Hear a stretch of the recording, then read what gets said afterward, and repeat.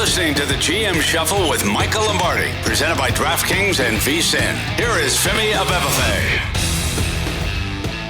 Welcome to another edition of the GM Shuffle with Michael Lombardi, presented by DraftKings and VSiN. I'm your host, Femi Abebefe. As always, make sure to subscribe, rate, and review wherever you get your podcasts. Our producer, Elliot Bowman, with us on the ones and twos. Michael, the trade deadline is coming up on Tuesday, and this will be our episode that sort of sets the table heading into the weekend with one more weekend of games before the moving and the shaking starts to begin here. But on the surface, do you see this being an active trade deadline? We know the NFL sometimes can be hit or miss with teams looking to make some moves, but at the right price. Well, I think a lot of it is predicated on price, right? A lot of it is predicated on the frame of mind that your team has. You know, what is your team's frame of mind? Where do you think you're going? As I wrote about this week, there's so many teams. There's 19 teams that are 500 or below, right? And so, like, what is your frame of mind? And so much of investment, to me, Femi, is a lot like running an NFL team, which is why I have a hard time understanding why David Tepper hasn't figured this all out, because he's one of the greatest hedge fund men in the world. But I think what happens to everybody is especially around the trade deadline, is they don't evaluate their team correctly. Like, for example, Femi, how would you say Buffalo is an above average team, a great team, an excellent team, a good team, or a below average team? I would say Buffalo is really good with the potential to be great. Okay, well, I think Buffalo is an average to below average team with a great quarterback. Oh, you didn't let me fit with a great quarterback. Like, gotcha. You don't give up 5.3 yards a carry to a team, and think that you're a really great team. You don't, that wasn't an aberration that they almost lost to the Giants. It wasn't an aberration that New England beat them, because they've lost a lot of players to injury.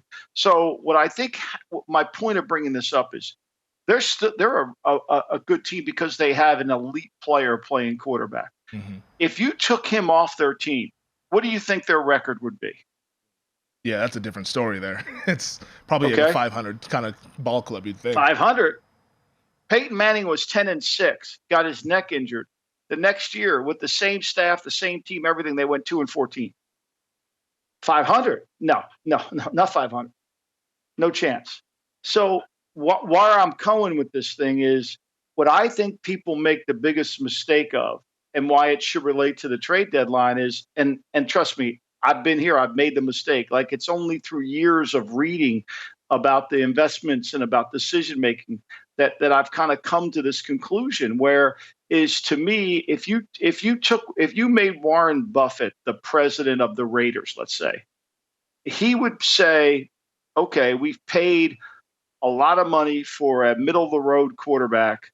Wouldn't we be better off building this thing out and not selling all our assets, but having a chance to have a top 5 pick?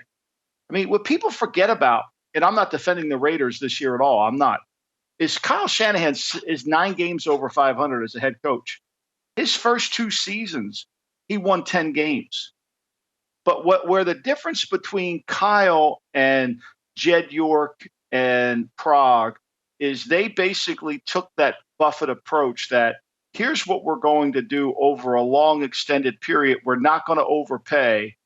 And they got lucky with Garoppolo in terms of that trade, but they built the team around an average quarterback. And when they wanted to get great, they tried to get great.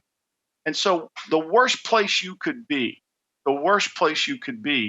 is where the Giants are.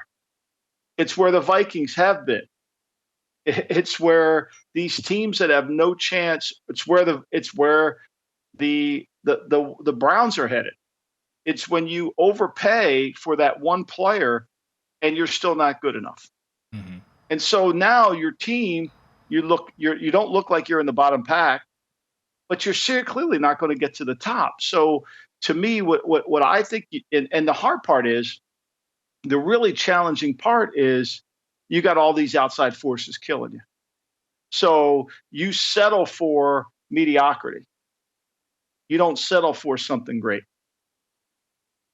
And with that, I mean, I'm curious to get your thoughts on the teams that should be looking to become great at the trade deadline? Like, who do you think should be active? Like you mentioned Buffalo, you believe that this is an average football team with a special player at quarterback. Should a team like the Buffalo Bills be active this trade deadline to help out particularly a defense that got gashed against New England, who has struggled so far this year offensively?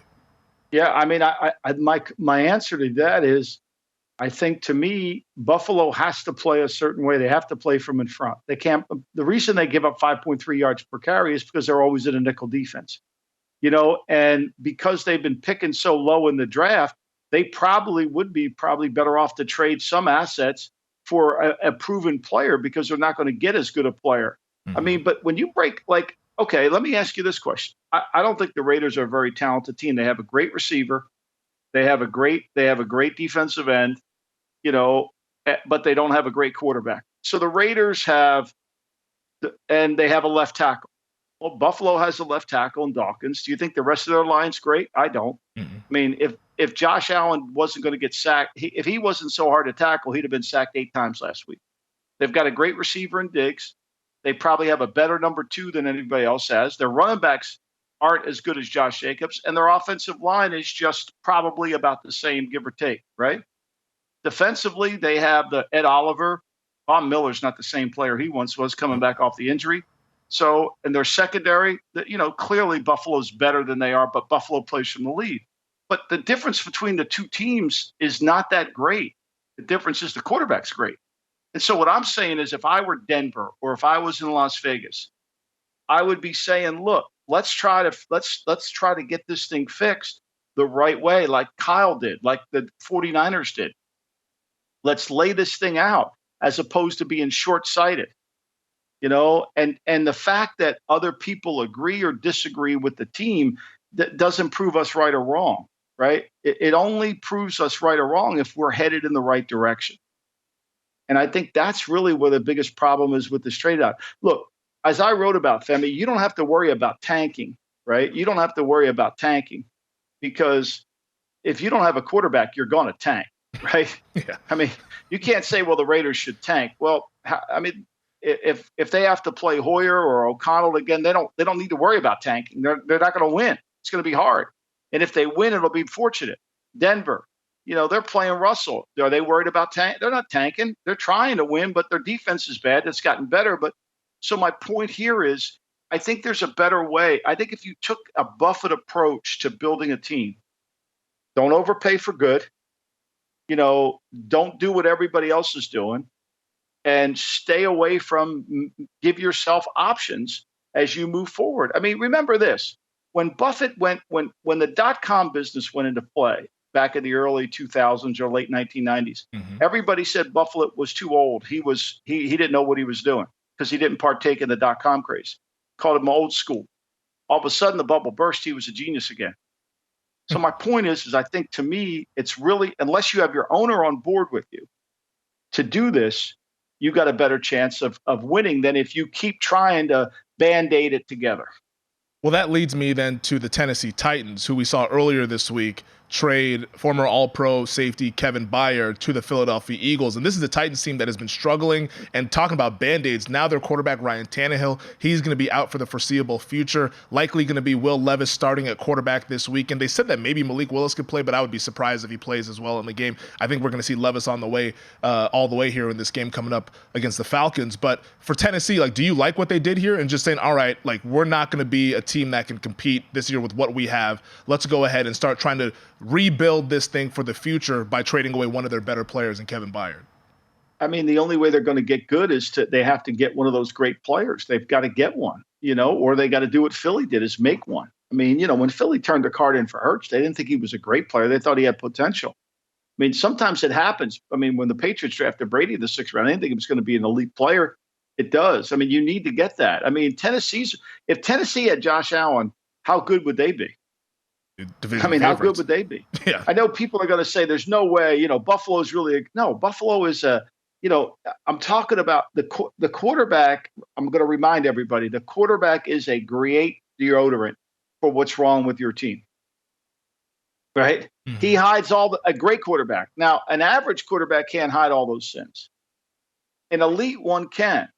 Right? And so I think that's where, if you're Tennessee, you know, you did not redo Tannehill's deal. You kept his cap number the same. So you're moving on to him. Find out about Levis, see what you have with him for the remainder of the season, and go from there. You're not trying to tank, but you clearly are not in a position to win games because it's hard to win NFL games because the last 10 minutes of the game, your quarterback has to make plays. I mean, the Houston Texans are a perfect example, right? Last year, at the last 10 minutes, they were a 50-minute team. At the last 10 minutes of the game, they couldn't make a play and they lost. I called them a 50-minute team. And everybody said they're talentless. Well, they really weren't. None of these teams are talentless, right? They just don't have the one player that elevates everybody else's skill set. They just don't have that. And I think if you're Tennessee, you'd be smart to do that. You got to repair your lines. You got, if Tart comes back, that helps. But winning games is a good thing for your morale. But you're going to have to figure out if Levis is good and wins games, then you're like Kyle was. Okay, I got Garoppolo and he's winning games for me. I'm going with it. It's pretty easy. Yeah, and that's what the 49ers figured out at the end of that 2017 season where I think they won, 5 straight games to end the year? It might have been 6 straight games to end the season. And then in 2018, Garoppolo then tears his ACL, unfortunately, which positioned them to go ahead and draft Nick Bosa. And now here we are with a really talented roster here. On the Eagles side of things, though, because it sounds like the Eagles might not be done. GM Harry Roseman getting a lot of praise this week to go ahead and bolster that safety position where they've had a number of injuries, Reed Blankenship being the biggest one there. What do you make of this trade for the Eagles going forward as the kind of the rich get richer here in the NFC? Well, I mean, look, the Titans secondary was suspect. I like Bayard as a player. He once was a really good player. I think he'll be a good player for this team again because why? Their defensive line's so good. And he's smart. He's instinctive. He knows how to play. He's certainly going to help them. See, Howie's in a unique position because he's got 2 really good lines and he's got a quarterback who I'm not sure is 100% healthy. Just watching him move around. Yeah. I don't know about that. We'll talk about that after the break. But to me, he's in a different situation because he can buy low on stock pricing because he's got a good company. Yeah.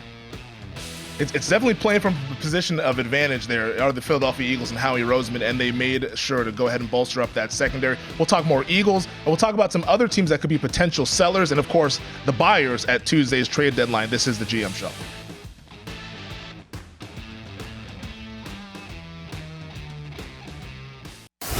You're listening to the GM Shuffle with Michael Lombardi, presented by DraftKings and VSiN. Here is Femi Abebefe.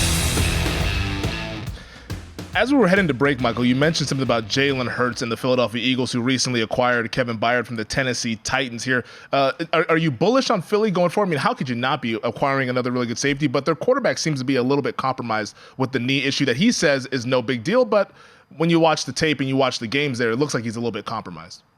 It does. And, it's confusing because when you watch him, right, you say, oh, he doesn't look 100%, but then they don't mind calling runs for him.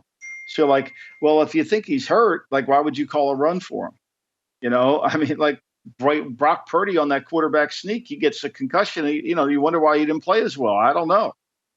So I think to me, there's mixed signals. When I watch him, he doesn't look himself, right? He doesn't look like he's the same player that he once was, but he's still fighting through it. He's a tough kid and he's going to keep playing through it. So, yeah, I mean, I think they could use to buy, but they got a tough stretch coming up ahead of them. I mean, let's face it, they've got a lot of tough games where they've got to play, against really good teams and the wear and tear of this. And this year they've been injured more than they probably have last year at any point. I mean, we know Lane Johnson fought through the bad ankle and he played last week. I don't think he's playing, but he's not as good as he typically was. I mean, they go Dallas, they got the bye, which will be good. Then they go Kansas City, Buffalo, San Francisco, Dallas, Seattle.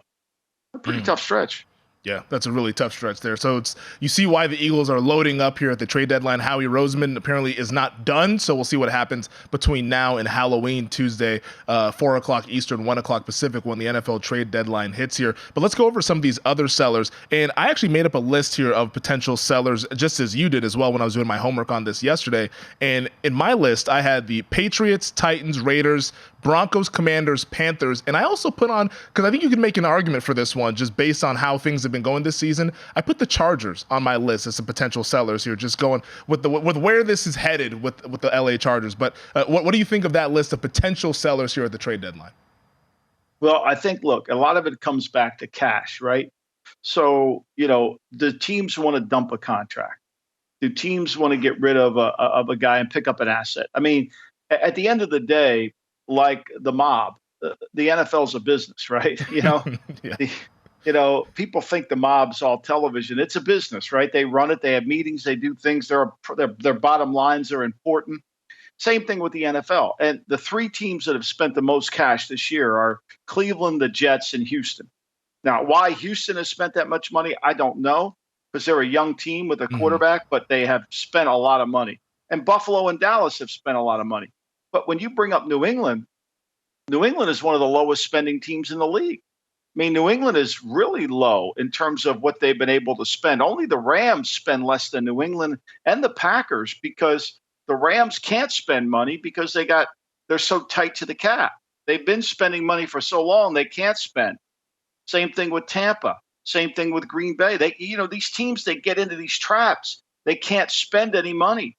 They've made their run, and now the things do. It all comes, everything kind of comes even. So New England's got a ton of cap room, and I can't imagine that they would trade any good young player for more assets because I think New England has, I know nobody agrees with this, but I think New England last week, they finally got their offensive line to play better. They got a good team. They don't have a quarterback. I mean, the quarterback, now he played better last week, but they're not anywhere near, and they've got a lot of injuries. So this isn't doom and gloom. I think oftentimes there's such a reaction between what's really bad and what's really good. Like, for example, right? I mean, just think about this. You would acknowledge that San Francisco is really good. Of course. Okay? You would acknowledge that, right? Of course. Yeah, who wouldn't? Okay. Well, if they're so good, right, then how come Kyle Shanahan's 0-36 when trailing by 8 points going in the fourth quarter? I mean, why is that? If they're so good and such a dominant team, why is that? Why can't they make up a 8-point game? Well, maybe they haven't had the quarterback to help them do that. Maybe. That's a good point. I mean, I'll accept that. But I think sometimes the real answer is style of play.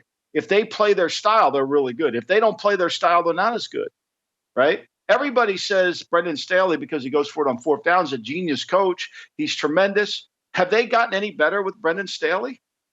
I mean, with Anthony Lynn, they were 33-31. With Boy Wonder, they're 21-19. At least Anthony Lynn won a playoff game. Yeah, you could argue. I mean, worse. My point is people don't evaluate the team. They evaluate the record. They don't evaluate the team. And at the trading deadline, I think you got to evaluate the team. You got to say, okay, here's where we are. Here's where we're going. This is our team. And if we add this quarterback to this team, we could be really good. We could be a lot better. And this notion of, well, if we add a coach, if we change coaches, okay, Washington fires Scott Turner. They bring in Bieniemy. The media thinks this is the greatest thing you could have ever possibly done, right? Everybody applauds it because it's been unfair that Bieniemy hasn't had a head coaching job, right? I mean, everybody writes that. Everybody says it's unfair. Okay, so let me ask you this question. Has Washington's offense improved with Bieniemy over Turner? Well, no. I mean, they can't even block. they have a it's the same line. They've actually put money into the line to give you an answer. They spent more money on the line, right? They spent more money on the line. Last year with Leno at left tackle and some other guys, they got sacked 8% of the time. This year, they get sacked 13% of the throws. I mean, he's trying to throw the ball down the field, and he can't block. The routes are down the field. If you want to watch a tape on how to attack a protection scheme, put that tape on. Put that tape. Watch Washington. And I said this why I liked Washington in the game. I said it last week. They will not block the Giants front because he'll be able to run picks and schemes to be able to get to the quarterback. And and this poor kid's going to get killed. Hal's going to get killed. Yeah. Last year, they were 35% on third down. Scott Turner, get the hell out of here. You're no good. You know what they are this year? What are they? 29%. 29%. So like sometimes people think replacing the coach is going to solve the problem. And I'm not blaming all this on Bieniemy. I am to a degree when you think about it. I mean, Bieniemy's 30th in the league in calling runs. He's 13th in the league in yards per rush. Last year, they were 4th in the league in calling runs. because he was trying to manage the game. It didn't look good, but he was trying to manage the game. Now they're not trying to manage the game. They're throwing pass every down. He was happy when he threw 55 straight passes. Meanwhile, if I was Sam Howell's parents, I would be calling Ron Rivera on the phone and say, "Are you going to protect my kid or what?" Well, he said Andy Reid's proud of him, so we got that going for us in Washington, D.C. Before we get to the buyers here, I want to evaluate this team because we saw them play a phenomenal game Monday night. That's the Minnesota Vikings. A lot of people thought when Justin Jefferson went down with the hamstring injury that the Vikings would be sellers at the trade deadline. There was talks of trading Kirk Cousins, but he now has said he's not going to waive the no-trade clause. There's been talks of trading Danielle Hunter, but right now, when you look at the Vikings, they're still in the thick of this NFC wildcard race, and not to just evaluate the record, but to evaluate the team. What do you think Minnesota should do here at the trade deadline? Do they stand pat, or do they not let Monday night's result affect what they want to do? Like, how do they kind of sort this out? I think Minnesota is smart enough to know they're not a Super Bowl caliber team. And they could be the 7th seed just like the Giants were, except I think Minnesota will be more realistic in terms of understanding that they're not a legitimate team. Like, they're going to have to fix some things. Like, they're going to have to. And, Hunter's contract, is tradable because it's only 1 year. He voids. So what are they getting back if they trade him? Are they going to trade something great? Somebody going to give up a second round and a third round pick for him? Because they'll get a compensatory pick for him if they don't sign him. So that's the balance there. That's the rub. But one thing we do know about Minnesota is they've got $62 million of dead money sitting there. So they've already told us who they are.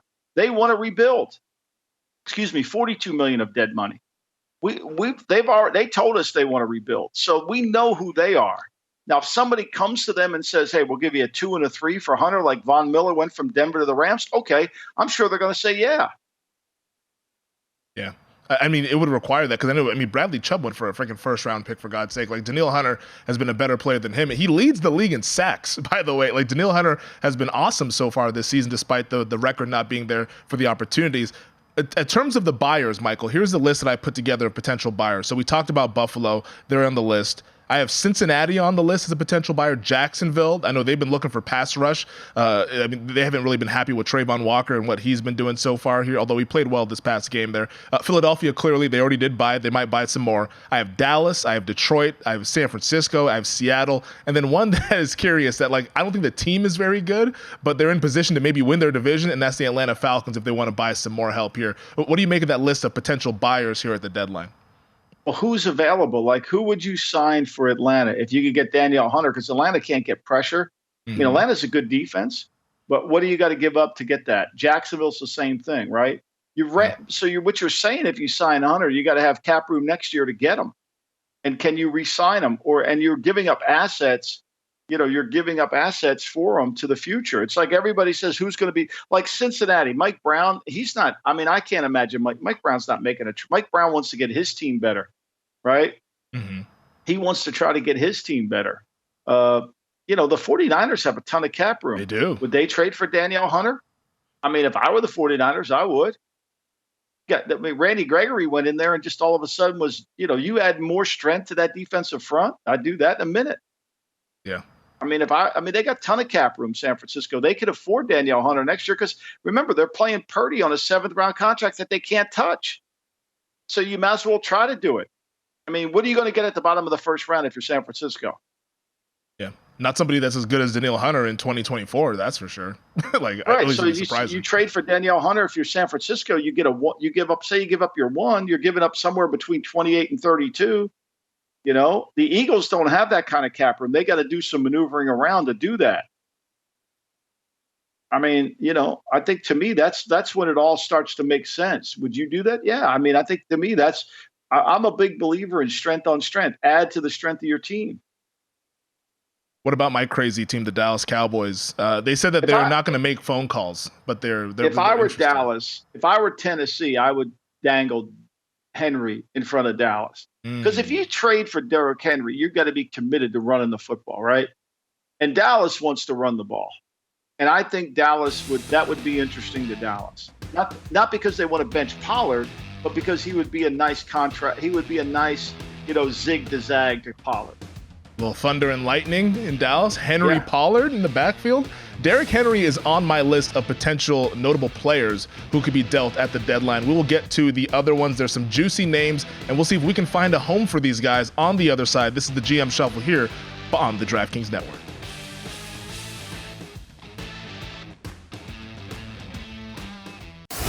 You're listening to the GM Shuffle with Michael Lombardi, presented by DraftKings and VSiN. Here is Femi Abebefe.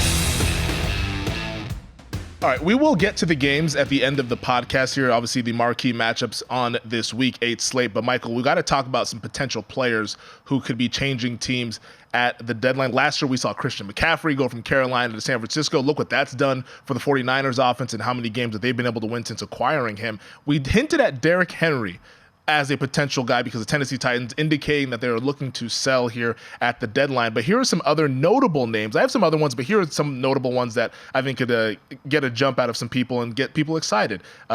Derrick Henry, Jerry Jeudy, his name has been bandied about on the trade deadline. Chase Young with the Commanders kind of in flux here. Brian Burns, who's looking for a new contract. Justin Simmons of the Broncos. Budda Baker, who's looking for a new contract of the Arizona Cardinals. And then, of course, Danielle Hunter, who we talked about in the last segment. What do you make of those names as some notable guys who could be moved at the deadline? Well, I would think it depends. Again, it depends on if somebody's willing to pay. But I think a name you missed. What about Hopkins? You know, his contract right here for Tennessee, if they go to the young player, right, can he be happy playing there? I mean, and what could you get for him? Next year, he's due to make $8.2 million, right? He's got per game roster bonuses in there, and he's got a workout bonus and all that. They've already paid the signing bonus. So, like, if I know they signed Hardman in Kansas City, but if Kansas City wanted Hopkins, I mean, why wouldn't they just give up a mid-round pick to get him? I think that would be cheaper than trying to sign Jeudy and then having to pay that contract. Because at least with Hopkins, it's a 2-year deal. You know what you're going to get. He's going to be a possession receiver, and he could really help you out in your receiving core. Plus, he'll play right away. And, you know, he's not going to get, you know, again, he's one of those guys who doesn't get, he's covered, but he's open. Yeah. So I think that one, the Henry one, to me, it doesn't fit with Dallas to do that to Jerry. I mean, it's a commitment. I mean, right now, the guy, you know, like I said, Dallas has paid a lot of money for this team. So, you know, when you look at Henry, his contract voids after this year, and he's making $10 million over the remaining part of the season. So what we've played 7 games so far. We're in week 8. So he's got 11 game checks into $10 million. I mean, and then he voids at the end of the year. And so, like, what would you be willing to give up to get him? I think, to me, he would only fit for certain teams, right?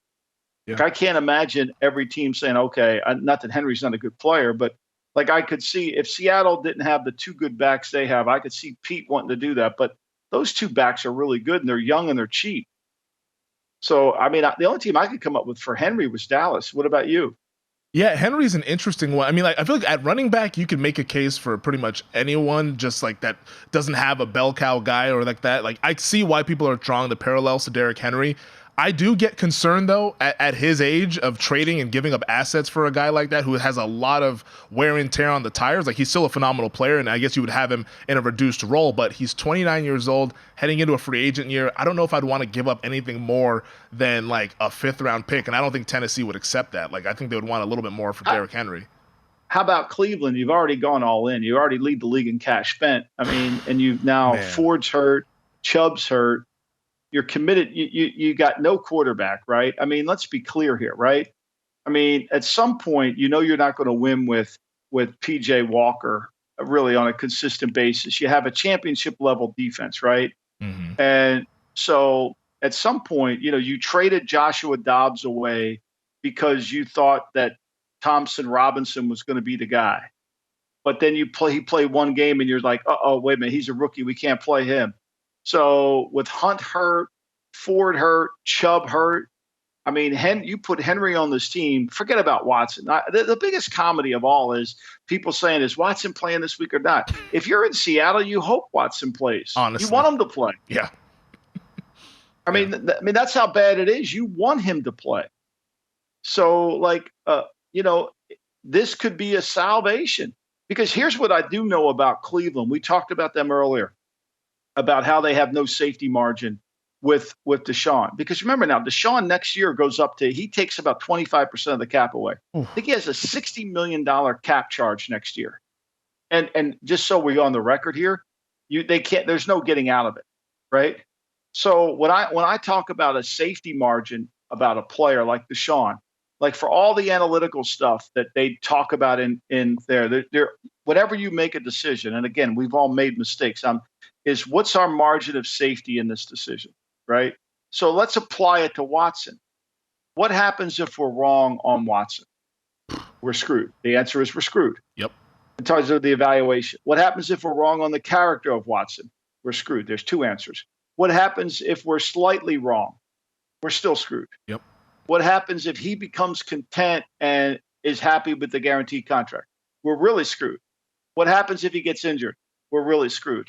What happens if he's going to miss another year because of injury? We're really screwed. Like every answer when you ask in the margin of safety rule, it falls, you can't make the deal. Yeah.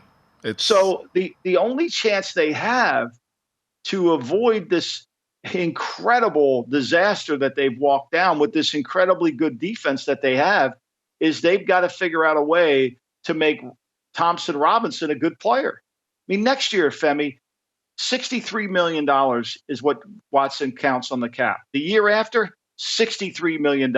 Guess what? In 2026, guess what? $63 million. Yikes. Man. So my point here is if you trade for Henry and you try to develop the quarterback and knowing Chubb's probably, he's going to miss some time, it might be able to salvage your season. It might. Because at least you're going to run the ball. Yeah. Well, maybe they call Tennessee for Hopkins. Like I know there was the talk about that before Hopkins ended up going to Tennessee, that he and Watson wanted to reunite and play like how they played in Houston. Maybe that's another thing to help them bolster that wide receiver room there. But although when I watch them play, I don't feel like pass catchers is really a problem there. It's kind of just the quarterback has been terrible. They can't make a play in the passing game. That's the problem. I mean, the first pass last week, we both said, oh my God. I couldn't believe it. I think I don't know what Indianapolis thought, but I bet they probably felt like keep him in the game. We'd rather play him than PJ Walker. Not that PJ's very good either, but at least, and of course the NFL admitted that the calls were horrible. I love that. I love when they do that. People lose their jobs. Guys moving companies are coming. Kids have to change schools, and they write that. Thank you very much. We're wrong. Okay, thank you very much. We appreciate it. Sorry, we missed that one. Oh, by the way, you still lose. You still lost, and oh, by the way, you're going to get fired too. Okay, thank you. Merry Christmas. But let's talk about some pass rushers, though. I mentioned Chase Young. His name has been talked about because they did not pick up the fifth-year option, so he's entering a free agent year. But also, Montez Sweat is entering a free agent year as well, playing out the fifth year of his rookie deal. So the Commanders have two young edge players who have been productive so far this season. I feel like teams could come calling on at least one of them because there's no way that I don't see how they keep both of those guys because one maybe gets the tag and the other one walks into unrestricted free agency next March. Like I feel like the teams got to start come calling on this one, particularly maybe a team like Jacksonville who's looking for pass rush help. Yeah, but again, Chase Young's going to be a free agent. You're going to franchise him. You're going to keep him on your team next year, right? You got to ask that question. Montez Sweat, same thing. He's been good this year. Him? He's really good. Chase Young's been, what's he have? 9 quarterback hits. That Sweat's got 10. And so when you look at it, one guy's got 5 sacks, the other guy's got 5.5. The amazing thing about Washington is their defense has gotten worse from last year. It's almost you almost can't even believe it. But going back to this, I won't go down Washington's road about how bad they are on defense from last year. But my question is Josh Harris going to let Ron Rivera, who's the ultimate in charge guy here in the building, and Martin Mayhew, is he going to let them make any moves? If he thinks he's going to make changes to his coaching staff, why would he do anything? Why would he allow them to make a trade now? Well, if he keeps Mayhew, then maybe he allows them to make a trade, but maybe they just wipe everybody out there if they want to move on after the season ends here. But because would you want to let this guy walk? I mean, I guess he wouldn't walk for nothing. If he signs a big enough deal, you get the compensatory pick. But if somebody offers you, pick for both players, unless somebody, now if somebody offers a number one, Yeah. And Mayhew said, now, but really but now go tell Ron you're going to trade one of his best pass rushers away for next year when Ron's not guaranteed to be on the team for next year. See, Ron's conflicted. Mm-hmm. See, the job of the GM is to protect the franchise for the future, protect the franchise for the present and the future. When you're the head coach and the general manager, you don't protect it for the future. You want to win today. I'm going to get fired if I don't get a player in here. Well, I think Ron gives one rat's ass about getting a first-round pick next year when he's going to be sitting in wherever he lives in the summer year-round? No, of course not. Well, I'll say, Ron, based on what you've done over the last few years, you have no say in this. Sorry, buddy. Oh, by the way. He's got all the say in the contract, Femi. You can say that, but he's the ultimate decision maker. Man, it's an interesting situation. I'm curious to see if anybody is able to pony up a sizable offer that beats out the compensatory pick, because Chase Young has been playing pretty good football. He appears to be kind of all the way back to the form that he was prior to all these injuries here. So I'm wondering if one of these contenders who needs pass rush help goes out. I'm not sure I agree with you on that. I mean, he's getting a lot of pressure. He's getting sacks. Meeting your man Pugh for a sack. I mean, look at the numbers of their defense. Have you seen the numbers of their defense? Well, the collective has been bad, but I mean, he's been productive. Well, if you got a great pass rusher, it's going to be hard to get the ball off. I mean, they're 27th in yards allowed. They're 29th in points allowed. They're 23rd in rushing. I mean, last year they were the best third down defense in all of football. This year they're 15th. I mean, they've gotten progressively worse. I mean, I think if somebody offers him a high pick for Young, they'll take it, because I'm not sure Rivera thinks Young is as good as everybody in the media thinks he is. All right. Well, I guess maybe he's not, but he's been productive this season, so I thought he would be a pretty solid. And he's pretty young, too, still. How about the safeties, though? Justin Simmons of Denver. The Broncos, we haven't talked much about them. They said that they're not looking to make calls, which means, hey, please call us. Justin Simmons, who's 30 years old, a little bit older, 2025 free agent, could be a guy on the move. Also, Budda Baker is an interesting name out there in Arizona, could be on the move as well. I know he's looking for a new contract. I can't see them trading Budda. I mean, Buda's the heart and soul of their team. We know Kyle Murray's practicing. It doesn't sound like he's going to play this week. Why they would put him out there, God only knows, but they will. I wouldn't trade Budda. Justin Simmons is, I think, what are you going to get for Simmons as a decline? I mean, he's not the same guy after all these injuries.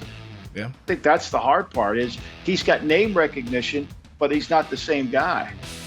And the safety market so far has been set, at least Kevin Byard, at I think it was a 5th or 6th round pick or so. Like it wasn't very great. So. What you do to the building when you do it, for that, it doesn't work. Let's get to the games to wrap this up here. This is the GM Shuffle on the DraftKings Network.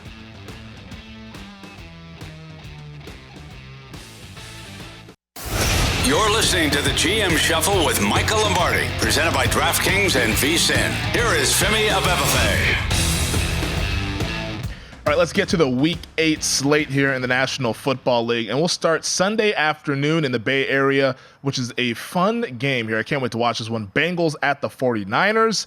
Here I thought that this was going to be all steady and we're all good to go. Then all of a sudden I got the notification on my phone yesterday, Brock Purdy in the concussion protocol. So it appears, at least as we sit right now, we know guys have been taking a week to get through the protocol. It appears we're going to get Sam Darnold starting for the 49ers against the Bengals coming off of the bye. Niners 3.5-point favorites, gone from 5.5 to now 3.5, total sitting at 43.5. Yeah, I mean, this game for me, I love the Niners here. I know a lot of people like the Bengals, thinking they'll come back. I can't get the Bengals second half against Seattle out of my head. I mean, I know Burrow's great as an underdog. He's 14-2 when he's a dog of 3 points or more against the spread, and he's really good in that situation. I think this offensive line's problematic for him. And with the line coming down to 3.5, even if Darnold plays, I think that's a good play. Now, nobody gets out of the concussion protocol. I just think people have caught up to this Bengal offense. I mean, think about this, Femi. I mean, Burrow is on this. He has the same number of 20-yard completions as Daniel Jones has, and he's thrown it 7 more times up the field. I mean, this isn't an offense that's really been great. And I think this 49er defense playing at home, where they've been really good against the spread at home with Kyle Shanahan. I just think, to me, this is going to be a tough game for the Bengals if that offensive line doesn't play. Everybody thinks because when they come back from the bye, they're going to start to play better. But going into the bye, I know last year they lost to the Browns going into the bye. I just think this offensive line is not good enough, and bad lines don't travel for me. Yeah. And that's the thing, too. It's like that San Francisco defense, they're champing at the bit there to get after Joe Burrow. And that O-line, I worry for Burrow. I know he appears to be healthy, but I worry for him behind that O-line against that defensive front there at home. We know they take their level up even higher from a defensive standpoint there. So, yeah, I would roll with the Niners if it were me. I want to wait more to see, kind of just get a feel before I make a bet in that game. How about down in Jerry World, the Rams at the Cowboys? This one I think is a little bit of a tricky matchup here. McVay, who congrats to Sean McVay, by the way. He and his wife welcomed in their child, and maybe the baby bump for the Rams here in this spot on the road as a 6.5-point favorite. But how do you see this playing out?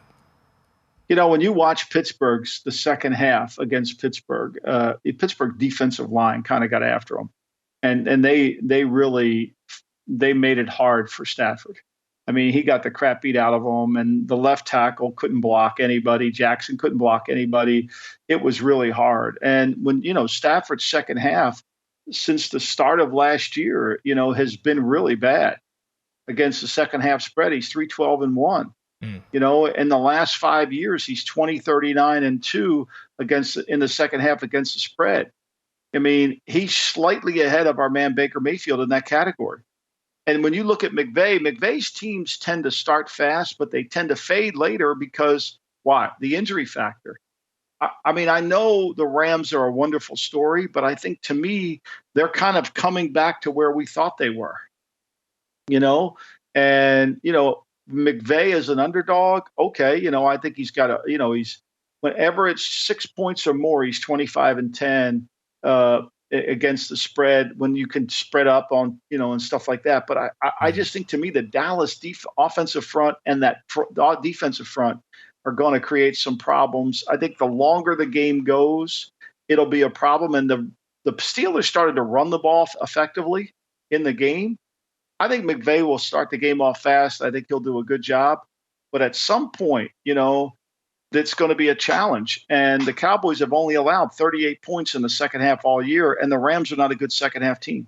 Yeah. I do worry. Dallas, I don't know if they're as physical as Pittsburgh up front. Like, that's something that's been a little bit disappointing. Now, maybe that was just the Niners matchup. The Niners are just much more physical than the Cowboys, but I want to see Dallas be a little bit more physical and be a little more dominant there. But I agree with what you're saying, though, about the pass rushers, especially if Dallas is able to get a lead in the second half. It could be trouble for Matthew Stafford. Let's go to the AFC East, though. Patriots at the Dolphins. Big spread in this one, but there's big news attached to it as well. Dolphins right now down to 8.5-point favorites, 9.5 over at DraftKings, total 46. Tyreek Hill popped up on the injury report Wednesday with a hip injury. We'll see if he practices today on Thursday. But, man, if Hill were ever not able to go, this could be a little bit tricky for Miami here that's coming off of the loss last week to Philadelphia. Yeah, and I think you got to be careful here. This could be a wind game. They're reporting 13-mile-an-hour wind here in the game. And there's a bunch of injuries for when you look over. Forget about, Hill's the significant one. Morsett's injured too. Two of their offensive linemen are out for the game. Connor Williams might come back. Jalen Waddle's got a back injury. They say he's going to play. So there's a lot of things going on. Look, the key is going to be can the Patriots offensive line, which finally for the first time I thought played really well last week. They moved the big Mike out to right tackle Ilawanu. And, Trent Brown was hurt last week on the quarterback sneak and the 2-point play. But I don't know if he'll play. If he doesn't play, that would be the problem. But to me, when you're looking at this game, it's tough to ignore how good Tua plays at home and how good he is in these situations. So, I think he's 15-5 against the spread at home, and he's 9-11 when he has to go on the road. So I think you got to play the home team here. There are a couple games you got to play the home team. I'll tell you a game you got to play the home team. Carolina. I was going to ask you about that game. Carolina has only played 2 home games all year, and their margin of loss in those 2 home games are 5.5. Their margin of loss in the road games are 15.5, right? And so I think Texans are a little overvalued, right? I think they are. I mean, the Texans are one of the worst third down defenses in football, right? And they've allowed 351 and 341 yards passing. I think this is a Super Bowl for the Panthers. I really do. I really think this is a Super Bowl. And as much as we may not like Frank Reich, when his teams off a bye are undefeated. They're undefeated off a bye. And when they're playing at home, they've only had 2 turnovers all year. Think about it. They lose to the Saints by 3. They turned the ball over against the Vikings and should have won that game, right? They held the Vikings to 265 yards of offense. So I love what C.J. Stroud's doing. I just don't think it's going to continue on the road all the time. And look, the key for Thomas Brown is the Panthers have only scored 6 points in the third quarter all year. Last year they had 63. So they're going to come out and play better. I checked the injury report here, but I think getting 3 is a little bit of an overvalue if you're going to bet Carolina. I think that's a good. This number should be like a point. I think Houston should be favored, but not by a field goal. Yeah, I mean, this is usually when Frank Reich's teams start to play better. I don't know if he just thinks that the season starts Halloween weekend or what, but usually by this point they start to play a little bit better. What do you make of that, though? It's switching the play caller, no longer going to be Frank Reich to now Thomas Brown, the OC, calling the plays. Do you think that can give this team a big bump up, or is it just kind of we're making too much out of nothing? No, I think there's a lot of things going on within that building, and I think that Frank's reluctance to make the change. I think they, look, they're not as bad as they appear on offense, right? I mean, every move they've made. I mean, think about this. Miles Sanders, they signed him, and that was supposed to be the great move. He averages 3.1 a carry, and he's got a long run of 15. Chuba Hubbard's the better back. Mm-hmm. Like every decision they've made, whether it's hire Frank, get rid of Wilkes, the other ones have been better. Defensively, they were much better last year than they are this year. Now, they've got to be healthy. I think Chin's injury bothers me, but I think Frank's got to start. I don't think Frank's in a honeymoon year here. Not with a guy who's got billions and billions of dollars. I think they got to turn it over. I think it's a big week for the Panthers. Yeah, we talked about that a couple weeks ago. How about another home dog here? The Steelers hosting the Jaguars. It's 2.5, total 41 over at DraftKings.